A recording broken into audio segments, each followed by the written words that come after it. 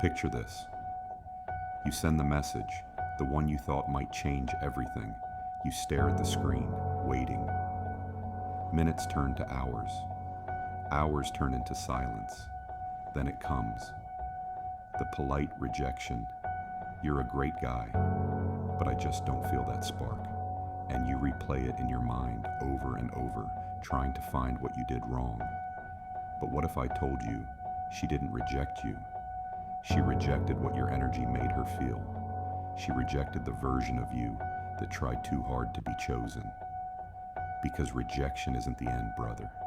It's the reveal. Every woman is wired with a biological imperative. To seek the strongest possible mate her instincts can detect, not physically, not socially, emotionally. Her brain chemistry is a radar, scanning for dominance, certainty, presence. The man who doesn't flinch when he's tested. It's not cruelty, it's survival. For thousands of years, rejection wasn't rejection, it was selection. Her dopamine spikes not when she feels safe, but when she feels challenged. Her attraction is tied to uncertainty. Her subconscious is always asking one question: can he handle my chaos? When you try to convince her, explain yourself, or prove your worth, her instincts interpret that as weakness. The harder you chase, the faster her biology retreats. Rejection isn't logical, it's neurological. Her brain releases a microdose of adrenaline when she pulls away. That moment gives her power, and power feels like safety. Meanwhile, your brain floods with cortisol, the stress hormone. You text again, you chase validation. You're not chasing her anymore, you're chasing chemical relief. That's the trap. The rejection wasn't real. The emotional dependency was. Think about the guy who sends 10 messages after she ghosts him. She never blocks him. She just leaves him there because his attention became her mirror, or the man who confesses his feelings too soon. She said she wasn't ready, then fell for someone else a week later. It wasn't timing, it was polarity. Women don't reject kindness, they reject predictability, because predictability kills desire. Modern culture teaches men to be emotionally transparent, endlessly available and soft, then punishes them for it. You're told to express your feelings, but when you do, you lose value in her eyes. You're told to show vulnerability, but vulnerability without power feels like neediness.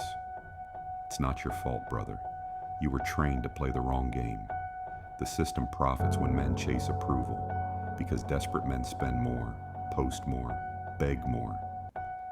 They turned rejection into a currency, and they're selling your pain back to you through dating apps and empty self-help quotes. I've seen this story too many times. A man gets rejected once, and he spirals. He starts overanalyzing every word, scrolling through her stories at 3 a.m., wondering what the other guy has that he doesn't. What he doesn't see is that she's not thinking about him at all. Her test ended the moment he started begging to be graded.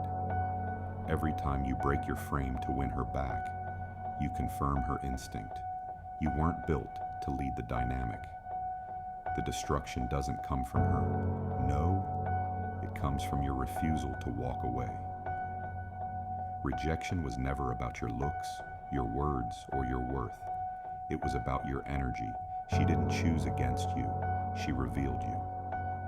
Every rejection is a mirror, showing you how much of your identity still depends on being accepted.